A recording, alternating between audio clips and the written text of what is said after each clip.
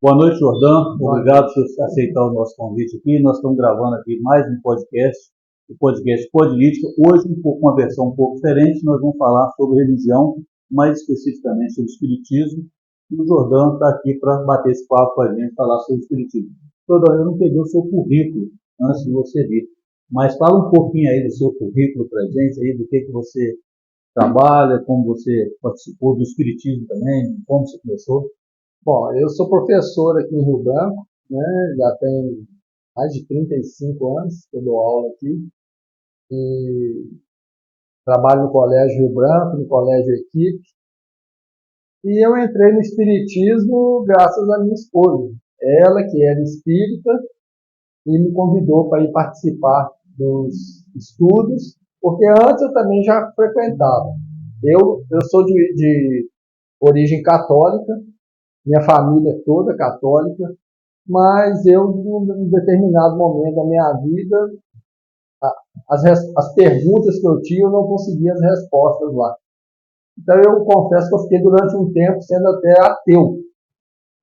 Mas eu era aquele famoso ateu, graças a Deus. Eu esperava alguma religião que respondesse as minhas perguntas.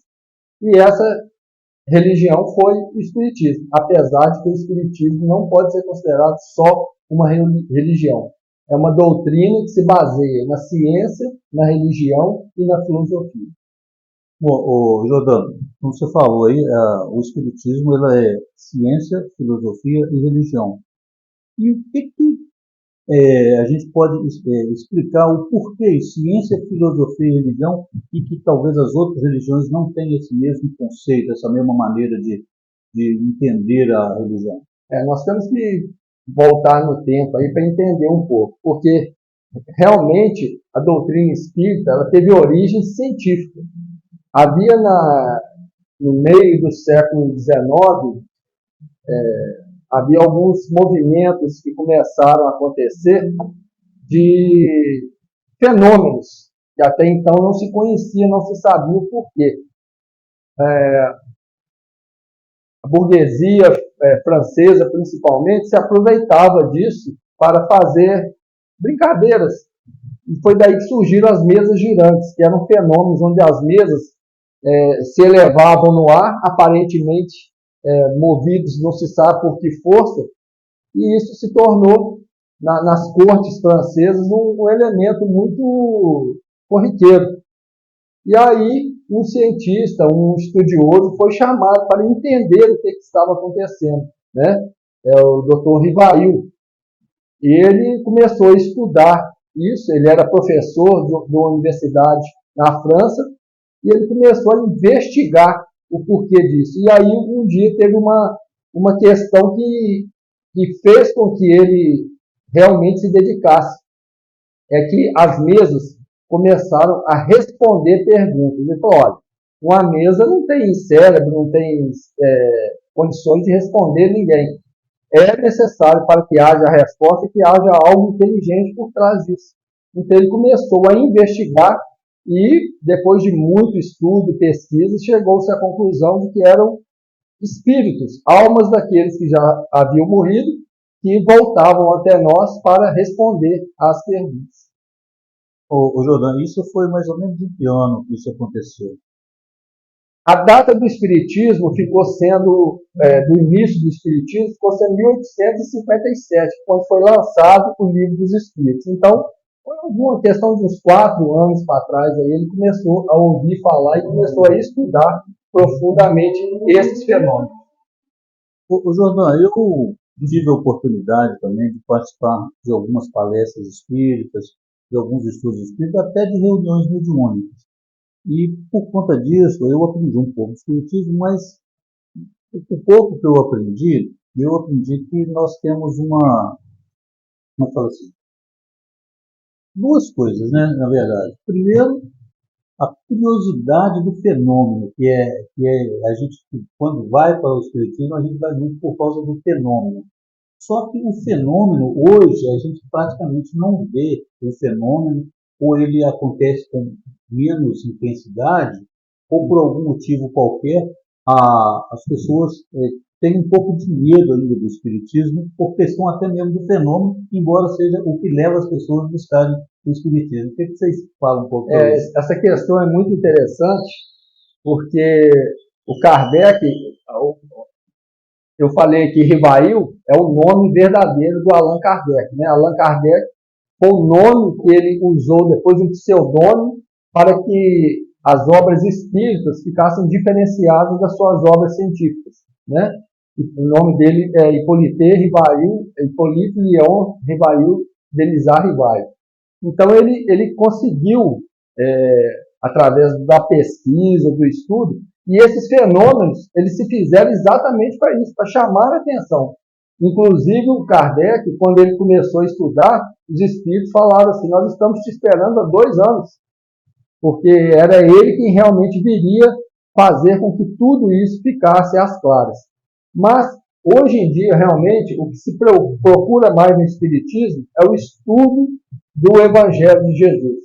Porque, num determinado momento também, foi vinculado a essa doutrina, que era até então científica e filosófica, a parte religiosa, causando, então, esse tripé que sustenta a doutrina. E, na questão 625 do Livro dos Espíritos, Kardec pergunta aos espíritos superiores qual é o espírito que Deus nos mandou para servir de guia e modelo. E a resposta é a menor resposta do Livro dos Espíritos: Jesus. Então, Jesus é para nós o modelo e guia, aquele pelo qual nós devemos ver o que ele nos trouxe e tentar seguir. Então, o Jordão, mas voltando à questão do fenômeno, a gente vê os fenômenos, as manifestações, as questões de cura. Muitas pessoas eles buscam o espiritismo como uma forma de se curar a questão física, né? Está com um problema de saúde e busca o espiritismo. Muitas vezes a Igreja Católica ou evangélica também tem aquelas orações pedindo a cura e tudo mais, mas as pessoas muitas vezes acreditam que vão lá no centro espírita e vão sair de lá curado.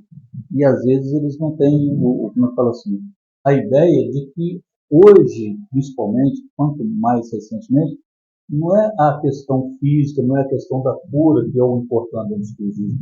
E por que você acha que o espiritismo não está assim, crescendo em termos de mais pessoas indo para o espiritismo? Eu penso que tem muito pouca gente no espiritismo, comparando com as religiões evangélicas, que vem crescendo muito. A religião católica ainda tem, me parece, 49%, 50% da população brasileira é católica e uma 38%, me parece, evangélica. O espiritismo, eu vi recentemente, 3% da população.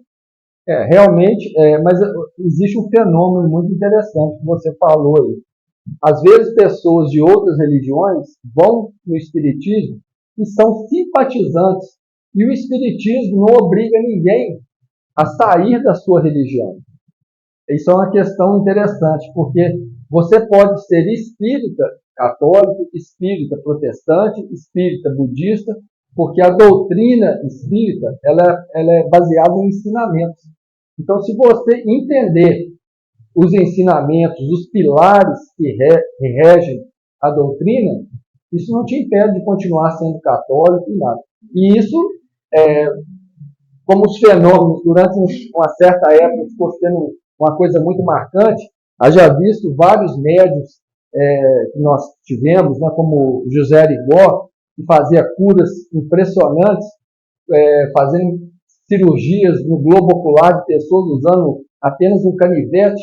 Saiu até agora um filme da vida do Zé Arigó, um filme espetacular, quem tiver a oportunidade de ver, né? E esse filme trata exatamente disso, de mostrar, hoje em dia, já não é mais admissível que se aconteçam esses fenômenos físicos do jeito que era.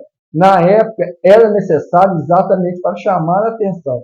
Hoje em dia, continua existindo curas, embora esse não seja o objetivo da doutrina.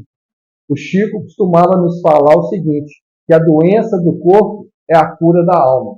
Nós nos preocupamos hoje mais com a alma do que com o corpo, porque nós sabemos que o corpo é transitório e a alma é imortal. Então, nós somos alma, nós não somos corpo. O corpo, obviamente, nós temos que cuidar dele porque foi um bem nos dado por Deus. Mas não é o objetivo principal. Então, cuidamos, tentamos sempre fazer o que for possível. Tem até uma história, se você me permite contar, muito interessante, que uma vez uma mãe havia encontrado um médico que deu uma notícia muito ruim para ela, de que a sua filha de 9 anos estava com câncer. E ela não tinha mais esperanças, né, na ciência mundana. E aí ela foi atrás do Chico, contou para o Chico, e o Chico falou para ela assim, não se preocupe, vai ficar tudo bem. E passados 2 meses, a filha desencarnou, veio a falecer. Ela retornou ao Chico, falando, Chico, mas você disse que ia ficar tudo bem e a minha filha morreu. E o Chico virou-se para ela e falou assim, mas está tudo bem. Se você pudesse vê-la no mundo espiritual agora, o espírito dela está reluzente.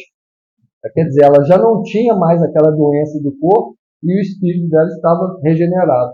Nós vemos sempre as coisas pelo lado material. Nós precisamos começar a entender mais o lado espiritual das coisas. Porque Jesus, todos os ensinamentos que ele nos deu, foi voltado para o lado espiritual, nada para o material. Sim, obviamente que quando a gente vai falar do Espiritismo, a gente não tem como não falar Chico Xavier e não falar também, Chico Xavier é um expoente, mas outros expoentes que também frequentaram no mundo do Espiritismo, e não do Espiritismo, das questões voltadas aos espíritos. Nós vimos há pouco tempo a questão daquele médium de Goiás, que prometia curas e às vezes até fazia algumas curas, que é o João de Deus. Você acha que aquele fato prejudicou de alguma forma a religião espírita no Brasil? Ele, a princípio, ele nem era espírita, vamos dizer assim, kardecista, né? Ele tinha várias outras. Me desculpe se eu estou falando bobagem aqui, mas eu acho que ele era católico até também. Mas ele era médium, como existem médium em todas as religiões. Muda-se o nome, né? Mas médium é um termo que o Kardec criou para designar a pessoa que é intermediária entre o plano espiritual e o plano material. Então, aqueles padres que falam que estão recebendo o Espírito Santo, eles estão sendo médium, né? O pastor que também fala isso, ele está sendo médium. Então, mediunidade é apenas um termo que foi criado pelo Kardec. No caso do João de Deus, ele era uma pessoa com mediunidade, ele tinha poder de cura, né? Era dado a ele essa assistência espiritual, só que ele é humano, e como todo humano está sujeito a erros, e ele se equivocou, né?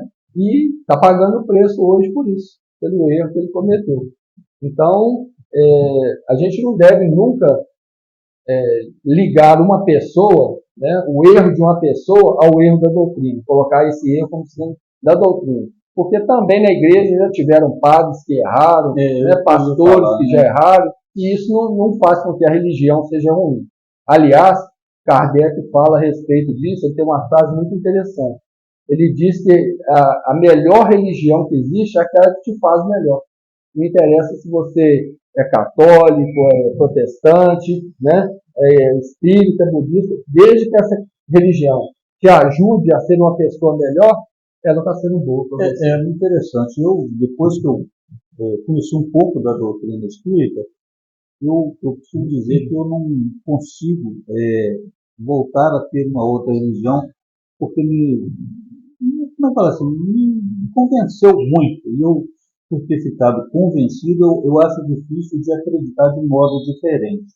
Eu acho que o Espiritismo me preencheu algumas lacunas de entendimento que eu tinha, e ainda hoje eu falo que é difícil a pessoa seguir a doutrina, o ensinamento que ela dá. Mas quando a gente cura o Espiritismo um pouquinho, a gente percebe que a gente é mais falho do que a gente imaginava, né? Infelizmente.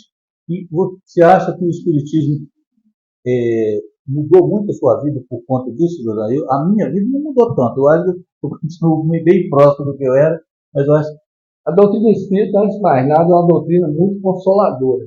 porque ela te mostra coisas que você, às vezes, está sofrendo sem necessidade de sofrer. Porque a doutrina, ela procura nos ensinar situações de aceitação, principalmente. Nos aceita ser mais resignados, né? Fazendo com que as coisas ruins que acontecem na nossa vida sejam observadas como oportunidades e não como punição de Deus. Tudo que nos acontece tem um motivo para estar acontecendo. Aquilo está querendo nos ensinar alguma coisa, né? Quando nós nos revoltamos com isso, nós não estamos utilizando essa oportunidade. E aí talvez nós tenhamos que sofrer isso várias e várias vezes até o dia que a gente atente para o fato de que aquilo ali está nos mostrando alguma coisa. Então o aprendizado que a doutrina espírita nos oferece é sempre esse, é de crescimento pessoal. Eu confesso a você que pessoalmente eu tento todos os dias vencer o homem velho, né? Com todos os meus defeitos, com todas as minhas dificuldades, e isso é ser espírita. Kardec também diz isso, o verdadeiro espírita não é aquele que é perfeito, é aquele que tenta vencer-se e tornar-se uma pessoa melhor a cada dia. Eu tento hoje ser melhor do que eu fui ontem e amanhã melhor do que eu sou hoje. Jordão, eu confesso que quando eu te convidei para essa entrevista aqui, o objetivo era exatamente falar um pouco da doutrina espírita no Brasil, né, como ela surgiu, e eu gostaria que você falasse para mim um pouquinho da pessoa do Bezerra de Menezes. Você sabe falar um pouquinho do Bezerra de Menezes? Foi um médico e foi um cientista também brasileiro, e uma pessoa que eu acho, dentro do espiritismo, as pessoas falam até pouco dele, mas pela época que ele viveu e o que ele deixou de escrito, eu achei muito interessante. Você tem um pouquinho para falar sobre o Bezerra de Menezes? Dr. Bezerra de Menezes é considerado o Kardec brasileiro, porque ele é o responsável por ter deixado o movimento como um só. Havia muitas tendências daqueles que acreditavam mais na parte científica do espiritismo, achando que ela era mais importante, aqueles que acreditavam mais na parte religiosa também. Bezerra de Menezes foi quem uniu tudo isso. Bezerra de Menezes foi um médico nascido lá no Nordeste, em uma cidadezinha chamada Riacho de Sangue, e ele veio para o Rio de Janeiro, formou-se como médico, e ele ficou conhecido também como médico dos pobres, porque ele tinha uma capacidade de doar-se, não só materialmente, como espiritualmente também. Então, tem vários casos dele que ele era conhecido pelo seguinte: a pessoa que podia pagar a consulta, pagava. A que não podia, não pagava, e ele ainda pegava o dinheiro e dava para a pessoa comprar o remédio. Tinha vezes que ele trabalhava o dia inteiro, né, e saía de lá sem um tostão, porque tudo que ele ganhava, ele dava para aqueles que não tinham dinheiro para comprar remédio. Chegando ao ponto, tem um caso famoso dele, em que chegou uma mãe com seu filho lá e o filho doente, ele olhou e falou: olha, está aqui a receita, é só passar na farmácia e comprar. A mãe começou a chorar porque não tinha remédio, o dinheiro para comprar o remédio. Ele enfiou a mão nos bolsos, ele também não tinha nenhum dinheiro. O que ele fez? Ele arrancou o seu anel de formatura do dedo, entregou para a mulher e falou para ela: eu não posso ser médico se eu não fazê-lo na totalidade. E esse anel vai te servir mais a você do que a mim. E deu a ela o anel de ouro com o rubi de formatura para que ela fosse à farmácia e pagasse o seu remédio para o seu filho. Essa história eu até não conhecia, mas quando estava no Centro Espírita da Maria do Carmo, ela me pediu para fazer uma palestra sobre o Bezerra de Menezes. Aí ela me deu 3 livros para ler. Aí eu comecei a ler o livro, parecia que o cara, ele tinha lá em 1857, quando ele escreveu o livro, ele tinha mais conhecimento das coisas do dia de hoje do que eu que estou nesse momento aqui. E eu falei: olha, Maria do Carmo, infelizmente, não tem condição de falar sobre essa pessoa. Ele era uma pessoa muito especial, realmente. E, assim, existem vários casos dele, vários casos. Tem um O Espiritismo, o lema do Espiritismo é fora da caridade não há salvação. Mas a salvação que nós falamos aqui não é a salvação pregada pelas outras igrejas, não. A salvação é a salvação pessoal, a sua elevação espiritual, você conseguir atingir o entendimento de Jesus. Né? Essa é a nossa salvação. E tem um caso dele muito interessante, muito tocante, de que ele um dia chegando em casa também, né, cansado, e a sua esposa falou assim, olha, nosso filho está doente, está com febre. E ele chegou lá, viu que realmente a criança estava com febre, e ele falou, vou preparar um banho para ela, para abaixar a febre. E aí nisso bateram a porta. Ele foi atender, era uma mãe desesperada, falando que ele precisava ir atender a sua filha, que se ele não fosse, ela iria morrer naquela noite. E ele olha para dentro, vê lá o seu filho doente, também deitado na cama, né? E vendo aquela mãe desesperada, a sua esposa olhou para ele com aquele olhar assim, não é possível que você vai deixar nosso filho aqui. Né? Ele assentou-se ao lado do filho, pegou na sua mão e falou assim, eu deixo você aos cuidados de Deus. E Jesus tome conta de você. E levantou-se e foi, e cuidou do filho da mulher, e salvou o filho da mulher. Quando ele chega em casa, ainda apavorado, querendo, né, ansioso por saber como é que seu filho estava, encontra a sua mulher rindo ao lado da criança que brincava. Já não havia mais febre na criança, ela estava curada. Ou seja, também ele deixou nas mãos do melhor médico que tinha, né? E não tinha como dar errado. Era melhor que ele, né? Mas, na verdade, Adantes, a gente está chegando assim, ao finalzinho, e eu queria até te explorar bastante, mas, infelizmente, o nosso tempo é pequeno. Eu queria que você me dissesse uma coisa.